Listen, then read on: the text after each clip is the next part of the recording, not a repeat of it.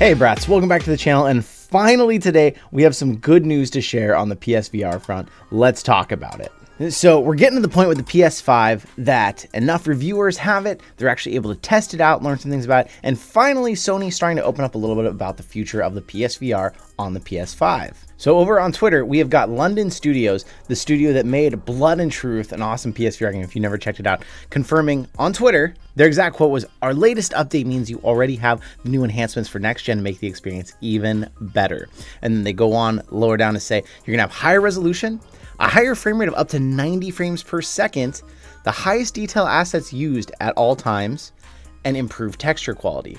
Now, this is freaking awesome news because we have all been waiting and hoping that the PS5 was going to actually up our experience on the PSVR. So one of the most drastic ways you're going to notice right off the bat that the PS5 is way better than the PS4 is going to be load times. Now that was confirmed earlier that we're going to see better ones on the PS5, but also if you're coming from a PS4, not a PS4 Pro, the PS5 is automatically going to give you all the Pro upgrades that you've been missing out on, plus faster load times. But over here, if you check out these load times that we found from Upload VR, this is showing that Iron Man, one of the games that has the longest load times on the PSVR, goes from a new game load time of 54.3 seconds, that's almost a minute of waiting, down to 20 seconds.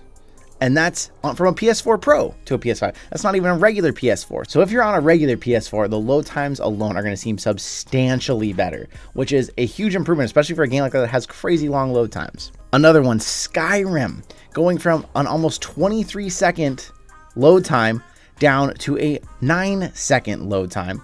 And again, that's from a PS4 Pro to a PS5. That's not even from a normal PS4. So finally, we're getting some good news. Load times, a lot of them are cut in half. Blood and Truth from over 8 seconds down to barely over 4 seconds.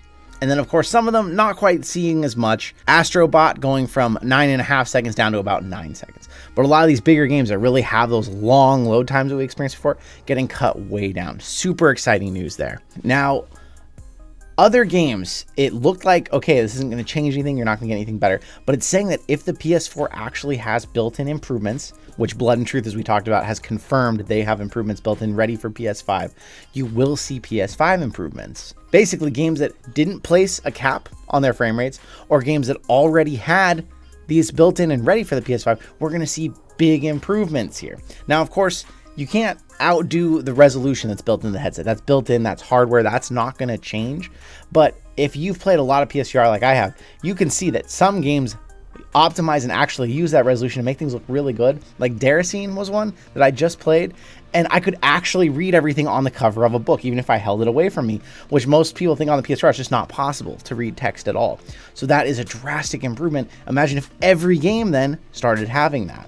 So the question now is, how many devs that didn't leave their frame rates uncapped are going to go back and uncap them? How many are going to make a PS5 specific patch for those PSVR players, which is going to become probably a smaller and smaller audience at this point, as we don't get a PS5 PSVR 2, as we're sticking with the original one, as the price, in my opinion, is still way too high on the PSVR. It should have went down from $350 at least a year ago. Great news for the PSVR community. I'm super excited. I was actually backtracking my plan to get a PS5 right off the bat to compare PSVR games on and play them on, because I was like, well, it sounds like it's not going to do us any good. Well, now it will. It's actually going to make a difference. Hopefully every game going forward will have a PS5 patch, unlocked frame rates, better resolution, highest quality assets, and we're going to get a much better experience while holding out for whatever Sony has coming next. So if you've heard about this news, let me know what you think about it. If you haven't yet, what do you think? Does this mean you're going to keep your PSVR? Are you excited more? Are you still thinking, okay, it's time to upgrade to something else? Let me know in the comments down below. You know me, I'll reply. It takes me a minute sometimes, but I reply to almost every comment on the channel, which I love doing. I love talking with all of you. So thank you so much for hanging out with me today. I will see you in another reality. I want to say a massive thank you to our 6 patrons now: K27, Rocket Sauce 28, Fred Nepetebo, Ege Karatash, K Panda K, and Maddie's. Thank you so much for supporting the channel.